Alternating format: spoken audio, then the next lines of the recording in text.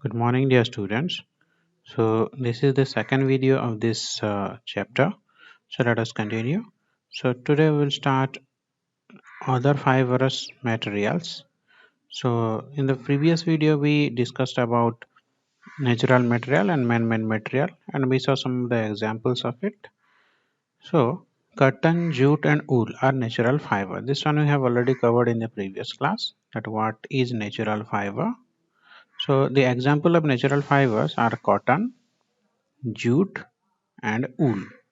Okay, so fibrous cotton is mostly used for making cloth and various kinds. So cotton is in general it is used for the manufacturing or for the production of cloths. Jute is used mainly for making gunny bag, shopping bag that you use in our day-to-day life, gunny bag. All these are made up of jute. You should remember these example that gunny bag and shopping bag. All these are made up of jute. Then silk fiber. Silk fiber is used for weaving silk cloth and wool is used for making woolen cloth. So silk fiber for the silk cloth, silk fiber is used. Now for woolen cloth such as sweater, caps, blanket, carpets, all these for manufacturing of all these we need wool. Okay. Rearing of silk worm is called sericulture. This point is very important. What is sericulture? This question comes in examination, so keep this one in mind. What is the meaning of sericulture? Sericulture is the rearing of silkworm. They rear silkworm and they take silk out of it. So that is called sericulture. Now next is plastics. So see inside a single caterpillar produces nearly 300 meters of silk thread. This is for your extra knowledge. Now, plastics, a material which can be easily molded into any desired shape on heating is called plastic. So plastic is a material which is very much harmful for the environment. Today reusable plastics are also used, but whether it is reusable or non-reusable, plastic is not good for our environment. So plastic is a material you can give any shape, any desired shape you want. Okay, so plastics are synthetic, that is man-made polymer. Okay, so plastic is not a natural polymer, it is a man-made polymer. Raw materials for the plastics. What are the raw material that is used for the production of plastic? So petroleum product such as ethane, propane, benzene, toluene, all these names, these are petroleum products. What are the petroleum products? From earth we dig petroleum. Suppose this is a surface of earth. Okay, these are rocks. Between different layers of rocks petroleum is found. Now this petroleum is dug out and petroleum products are refined here. So what are the petroleum products? Ethane, propane, benzene, toluene, etc. Petrol, diesel, wax, all these things we get from this petroleum are the raw materials for the plastics. These materials are either directly polymerized or first converted into suitable monomers chemically and then polymerized to form plastic. So here what happens from the petroleum product such as ethane, propane, benzene, toluene, these are the raw materials of plastic. That means these materials are used for the production of plastic. Now how these materials are used for the production of plastics? They are directly polymerized. What is polymerized? What is polymerization? I asked you this question in the previous class. What do you mean by polymerization?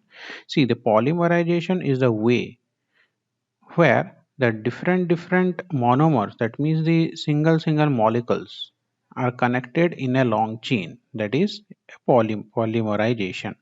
So here these products are polymerized or first converted into suitable monomers. Suppose you take ethane, propane, any one of these. Suppose you take propane.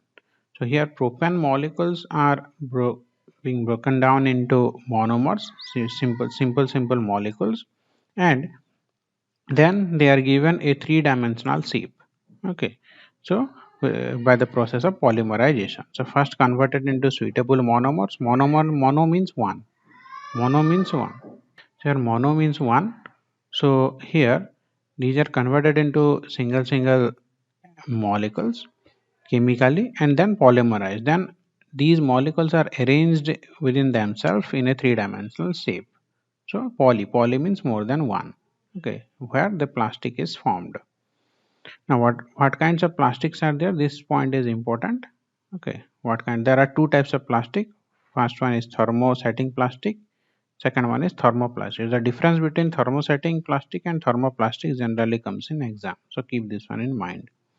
So here the term tensile strength. What is tensile strength? Strength of the fiber. Tensile strength means if you pull something. Suppose you take a, a rubber and you pull it. So what happens? It expands. Suppose you take a wood, you pull it. What happens? Nothing happens. So the pulling force, the strength behind the pulling force, that is known as tensile strength. Okay. So here consider, suppose this is an object. You pull this object like this into opposite direction. Okay. So it doesn't break down. That is called tensile. This kind of force is known as tensile force. The strength which resists this force within the material, that is called tensile strength. Okay.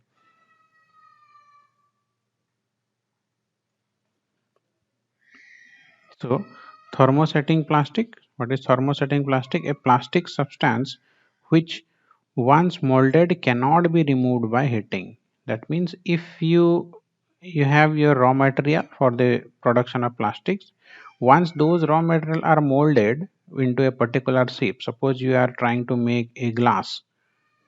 Okay.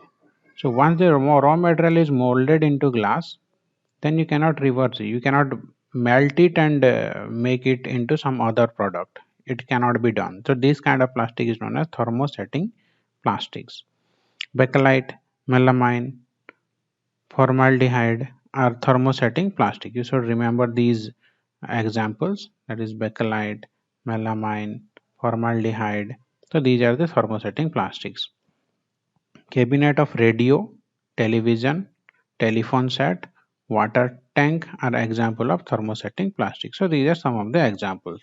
Thermosetting plastics are suitable for making handle of kitchen utensils. So in kitchen utensils, here you might have seen, suppose we consider the example of a fry pan. So this is a fry pan. Okay, suppose. So here you can see this handle, it is made of a plastic. So here this is thermosetting plastic. Okay. Next one is thermoplastic. Thermoplastic is just the opposite of thermosetting plastic. This is, you can say that this is a reusable plastic. A plastic which can be molded and reused by giving desired new shape. So in general, the plastics which can be reusable is the thermoplastics. The plastics which can be reused only once, that is called thermosetting plastic. These examples are PVC. PVC means polyvinyl chloride, polystyrene, nylon, polythene are some common thermoplastics. So these are some of the examples. So thermoplastics are good for making pipes. Here pipes are generally manufactured or generally made by thermoplastics. Now, the difference between thermosetting plastic and thermoplastics. What is the difference? Thermosetting plastics are polymers in which chains get highly cross-linked on heating. So thermosetting plastic, what is thermosetting plastic in general? The plastics which cannot be used again. So here the polymers are cross-linked. That means these are in a zigzag way like this. Okay, in a three-dimensional zigzag way. Okay, so these are cross-linked. Here thermoplastics are long-chain polymer with no cross-linking. Heating also does not produce any cross-linking between the chains. So suppose this is one chain, this is another chain, this is another chain, this is another chain. Like this, the polymer is arranged. Okay, there is no cross-linking between two consecutive chain. Okay. Now, thermosetting. Once molded, thermosetting plastics cannot be remodeled. That is why it is called single-use plastics. So it can be remodeled repeatedly. Okay. So these examples are bakelite, melamine, formaldehyde, resin. So here polythene, PVC, polystyrene, nylon and polyester. These are some of the examples. So keep this table in your mind. It might come in your exam. Okay, this is very important for examination point of view. Next is, what are the characteristics of plastic? So the plastic shows the following general characteristics.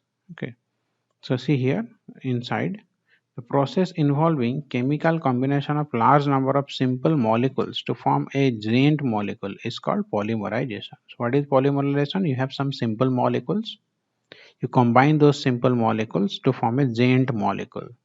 Okay, to form a very big molecule. Like suppose if I give you an example, suppose you have 10 droplets of water, you combine those 10 droplets of water, it will become a very big water. That means whatever, just forget. So first one is doneness or tensile strength. What is tensile strength? I have already explained you. So sometimes it is pronounced as doneness, sometimes it is pronounced as toughness. So you can pronounce it as you like. So plastics vary in their tensile strength from material to material. Plastics have much less toughness as compared to materials and alloy like steel. So if you take different kinds of plastic like thermosetting plastic, thermoplastic, and the plastic that we use at home, okay. So different plastics have different strength. Some plastics may have more strength compared to other plastic. Suppose you take example of a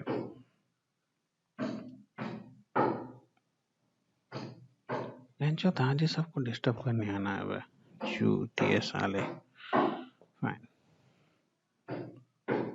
Suppose if you take example of a fry pan, as I was giving example. So this is the handle of fry pan, which is made up of plastic. Here the strength of this one is much more compared to the strength of a polythene. Now this is lightweight. Okay, plastics are much lighter in weight as compared to wood and material. Now chemical reactivity, plastics are not affected by acid and alkaline. So acid alkaline, you know what is acid, what is alkaline. So we'll see in the other chapter, that is in, we'll discuss what is acid, what is alkaline and all that. So natural polymers such as cotton, wool, etc. are damaged by the acid and alkaline. So acid, suppose if I give you example of some acid, for hydrochloric acid or sulfuric acid and all those things, this affect natural polymer more. Next, appearance, how does it look like? Transparent plastics material can be made, they look like glass. There are plastics which can be made transparent.